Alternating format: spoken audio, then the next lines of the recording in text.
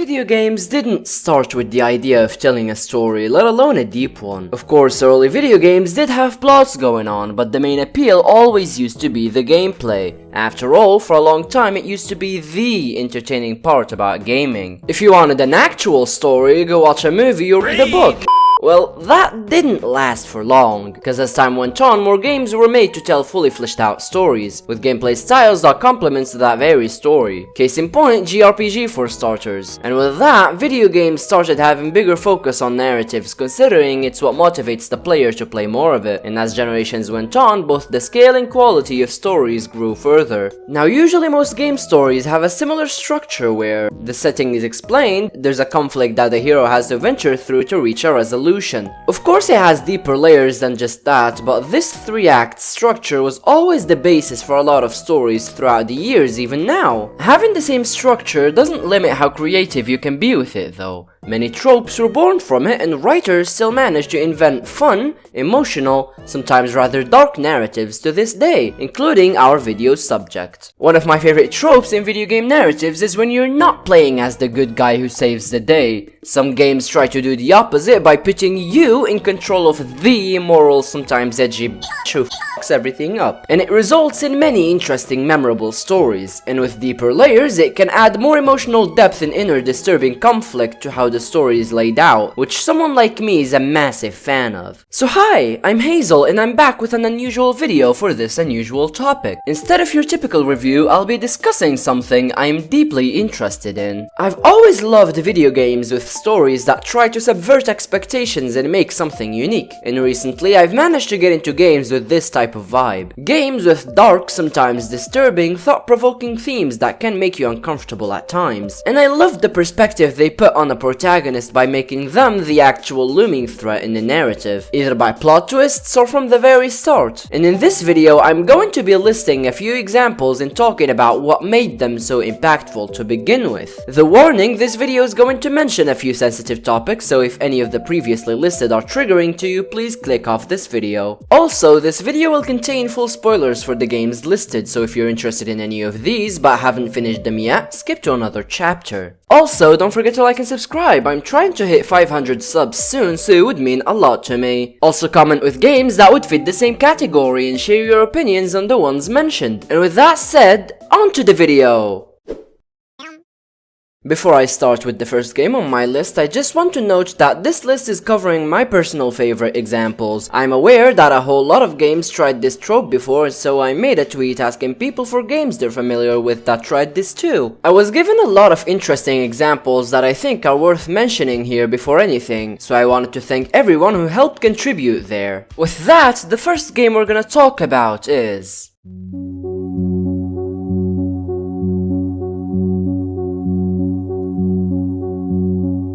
Mouthwashing, the game that you've probably heard of at least once if you have a social media account, for all the right or wrong reasons. It's a game that is well known for being an excellent psychological horror experience where you play as Jimmy, a member of a 5-members crew in a space freighter in a mission to transport cargo for the Pony Express Corporation. But everything goes downhill after a crash that leaves them struggling with the lack of supplies and the mental weight of being alone in space with their captain, Curly, gravely injured due to the crash. Which the more you play the game, we eventually discover that Jimmy was responsible for the crash because of his rage knowing he will be laid off due to automation, and as a desperate attempt to escape accountability for the horrific acts he's done towards Anya, who found out she was pregnant after Jimmy raped her, which left her traumatized. The game explores themes of guilt, responsibility, and failure, given to us from Jimmy's own perspective, who's trying to avoid facing the consequences of his own actions. Driven by denial and desperation, he wants to see himself as the good guy and he somehow wants to help make things better. But that only leads in making things worse for everyone. Anya locks herself away and Jimmy manipulates the teenager member Daisuke to crawl into a vent to reach her, despite being aware of the dangers of doing so, resulting in Daisuke's severe injury. And with no hope for him, the other, more mature and older crew member Swansea takes an act of mercy by euthanizing him with an axe. Jimmy then kills Swansea after a confrontation, and as things grew worse, he became more insane. Unable to take responsibility for his actions and caught with the delusions of being a hero, he puts Curly's struggling, traumatized body in a cryopod to quote-unquote save him, and as a last act of avoiding responsibility, he commits suicide, which ends the game.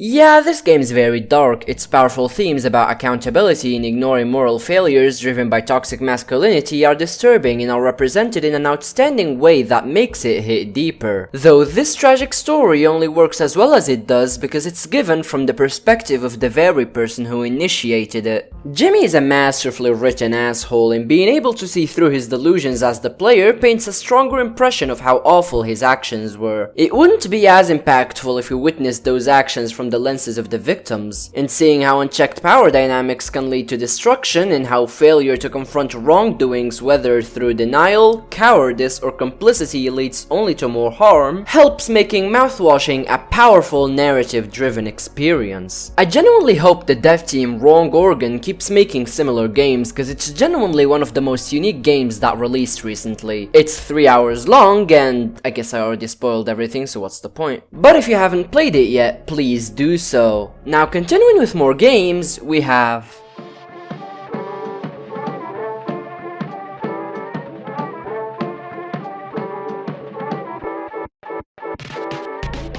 This game is honestly the reason I made this video in the first place. Off is a game that was recommended to me by a friend after the announcement of a remaster for it very recently. It was originally a cult classic released in 2008, which massively inspired the indie RPG genre, most significantly Undertale in Omori. If you haven't played it yet, I definitely recommend beating Off. Great game.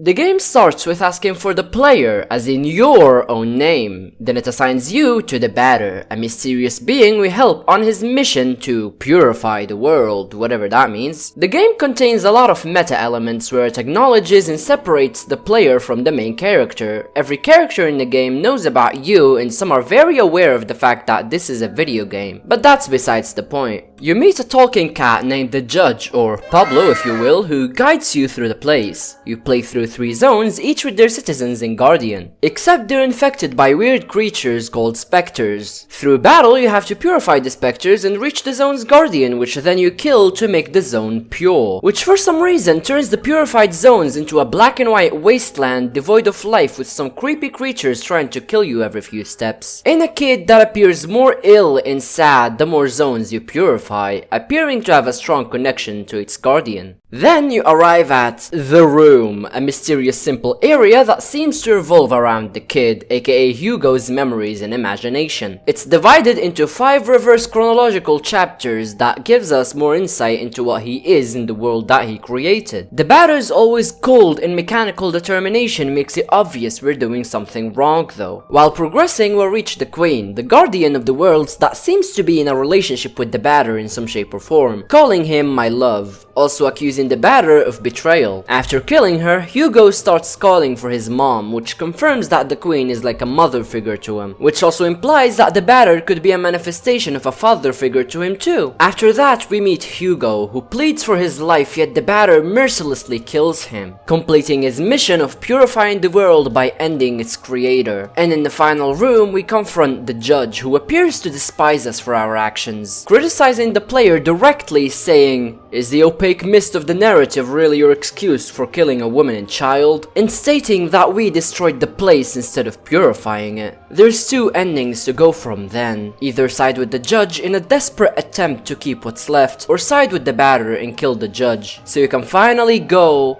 and turn the last switch off. Oh hey, that's the name of the game!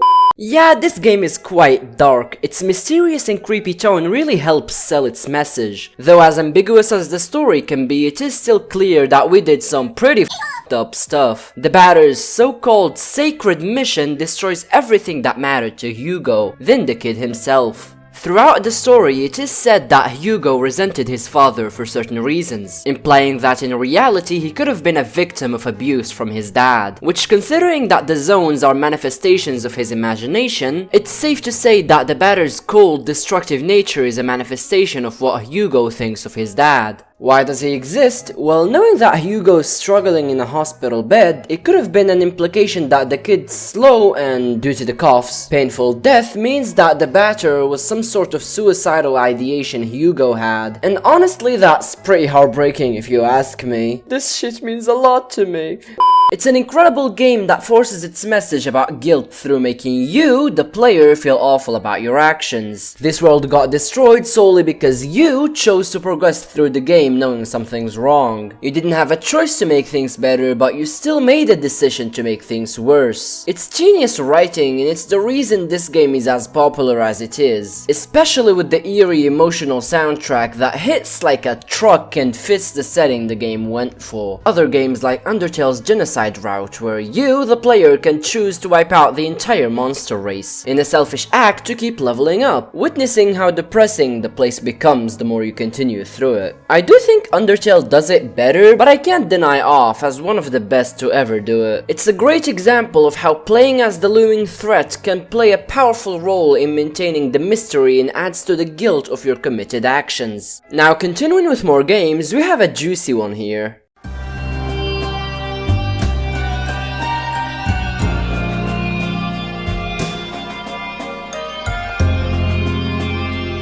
Okay, please, before you raise your pitchforks, I need y'all to hear me out on this. I'm very aware of the drama surrounding the game, considering the full of weirdos fandom and how immaturely the original developer handled it. I do not support any of that stuff, and I'm very aware of the scale of the controversy. What I'm gonna cover here is the game's message and how well it handles the topic we're talking about today, as despite everything, it manages to do an amazing job at the portrayal of its themes and how they relate back to its characters. So stick around, and I'll make sure to explain it all to you, and I promise it'll all make sense by the end. So what is the Coffin Effendi in Lele for those unaware? It's a chapter-based game that had its debut in 2023, with the latest Chapter 3 update releasing in April this year. It was and still is heavily controversial to a degree due to the sensitive themes it touches on, most infamously called the quote-unquote incest game for the existence of questionable scenes involving the two protagonist siblings you play as, which I won't show here cause duh, which are mostly hated out of context, but that's besides the point. The game counts itself as a horror game, though that's barely a thing here. It's a dark, mature visual novel with puzzle elements that doesn't hold back in how deep its themes are for the sake of making an impactful message. And oh lord, does it hit so freaking hard. I'll explain in a bit.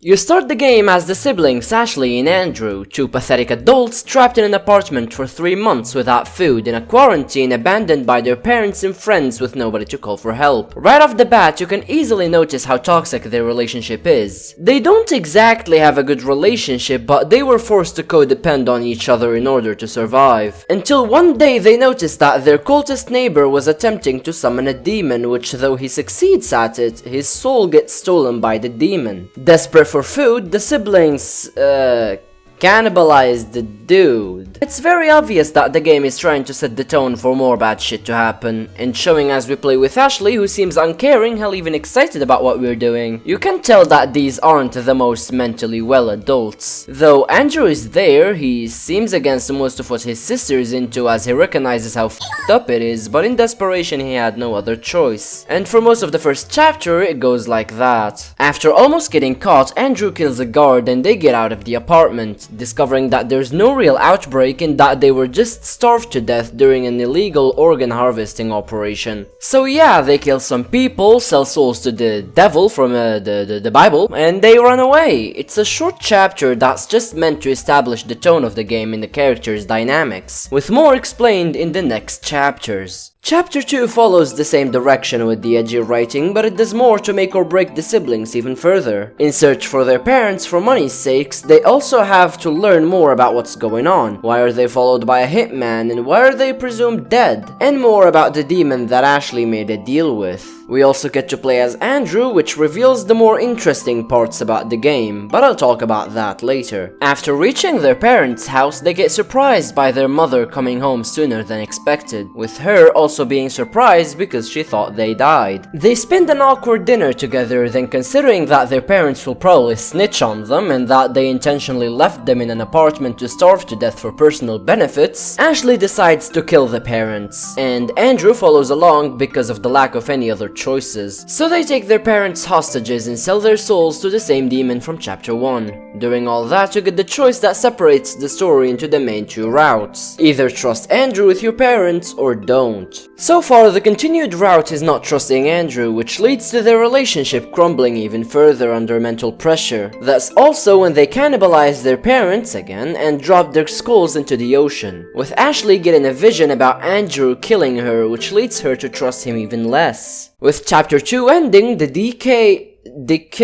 whatever route starts, and that's when the real story begins, being centered around Andrew's struggle with his parasocial sister. It shows how traumatized he was from his childhood, from the abuse he went through and the responsibilities forced on him to raise his sister because of his neglectful parents. Chapter 3 heavily tries to reverse develop Andrew's character to become a worse person by the minute, being fed up and confused with his suppressed feelings and having to relive all the trauma he went through in a series of visions by a powerful demons named Lord Unknown, who offers to help him figure things out before the chapter ends, with chapter 4 on the way, whenever. Okay, I know I butchered the story a lot, but come the hell on, this isn't a 3 hours long game, so I gotta get straight to the point. This game is genuinely brilliant, to say the least, tackling heavy topics like child abuse or trauma and how it negatively affects the victims on the long run isn't something I see many games talk about. I mean, yeah, of course there's a lot of characters like that, but being directly explored as a theme isn't something I often see. Surprisingly, despite its edgy nature, the game still takes all of its themes very seriously and it hits hard. Though the improvements in chapter 3, considering it's made by a full team now and not a single problematic person, makes me appreciate it as a whole more. Watching characters go downhill when it comes to their development instead of improving as people is a genius writing choice that makes the message stick. Andrew, who used to be a reserved and morally grounded person, grew to become a cold, less hesitant and embracing morally questionable choices, also being physically and mentally abusive in other routes, which makes him one of my favorite examples in this list. Instead of your usual hero with struggles that he needs to overcome, Andrew gains more struggles, turning him insane. He's a realistic, somewhat relatable character, and that's what makes his arc hit harder. It obviously won't have a happy ending, that's for sure, and I think it's better this way. I think that this game is definitely worth checking out if dark topics don't trigger you, which if they do, you're valid by the way. Also no, contrary to popular beliefs, this game really doesn't advocate for incest. I know that's all what people say about it, hell I thought the same till I tried it myself. Yes, it features it, but just like all of its other themes, they're meant to add to the realistic message against those very things. Just wanted to lay that out for y'all. Phew, oh my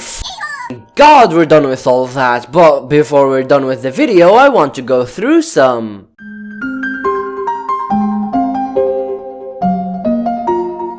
Okay, before we end this video, I wanted to briefly mention more popular games that did the same concept, starting with the most popular suggestions. Silent Hill 2, the game I didn't play yet, but hey, apparently it does the same amazingly, so there you have it. Also, since we're at it too, the GTA games are worth mentioning. I mean, nothing screams not a good person more than being able to just commit crimes beyond human recognition. I mean, that sure made a lot of parents angry, huh? Though most notably Trevor from GTA 5, God bless that guy. And serious suggestion was Goat Simulator. I mean, yeah, you're kind of a cracked goat destroying the whole planet for some goddamn reason, but it doesn't got the narrative sauce to it. But I guess that's just me. Another popular suggestion was Cult of the Lamb, a really great Animal Crossing-like / roguelike game where you play as the lamb possessed by the devil from the Bible in an attempt to kill all gods and make your own Satanism religion reign supreme. Definitely would recommend. A weird one I haven't heard about before the making of this video is Carrion, a reverse horror game, thanks Mark, where you play as a failed experiment resulting in a monster that can consume anyone, so you do exactly that. It's a cool and fun concept, although it doesn't have much to it other than the gameplay and vibe. But it looked cool enough and apparently people like it, so why not? The final mention will go to Catherine, the classic version, not full body since that's a whole other story. The Atlas puzzle game where you play as Vincent, who gets stressed from all the pressure of having to commit to marriage with his long-term girlfriend Catherine with a K, for us to discover that he cheated on her with another girl named Catherine with a C the day after. And so he experiences a series of nightmares through a week where he has to make a choice between committing to his strict loyal life with Catherine or a carefree chaotic fun life with Catherine. Well, you're a cheater either way, so it's up to you to decide where your morals lie. After all, you're breaking one of the girl's hearts by the end of the game anyways. It's a neat puzzle game with mystery, romance, and many philosophical questions to be invested in. I highly recommend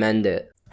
That was a lot to cover. If you reached this part of this video, I want to thank you so much for watching. I'm not used to making this kind of videos, but getting to talk about things I'm passionate about in a topic I'm deeply passionate about felt great. You see, I love narrative-driven games. A lot. Look deep into any of my favorite games of all time and you'll find a deep narrative with relatively dark themes. Emotional stuff means something to me, man, and this type of games that enforces themes through witnessing them happening are just so great. It's an incredibly impactful way to write a deep story with realistic perspective to it. After all, war footage give us a strong, disturbing message on how bad war is. Same here, the showcase of immorality can be a strong narrative tool to tell an impactful moral message. I hope you enjoyed this video. It's my most ambitious video yet, so if you did, don't forget to like and subscribe. I'm trying to reach 500 subscribers soon, so it would mean a lot to me. And comment with your personal thoughts on this topic if you'd like. And check me out on Twitter or donate to my Coffee, all the links are in the description below. And also support my artists, they're also in the description below with their names displayed at the end of this video. This was Hazel from a Hazelnut,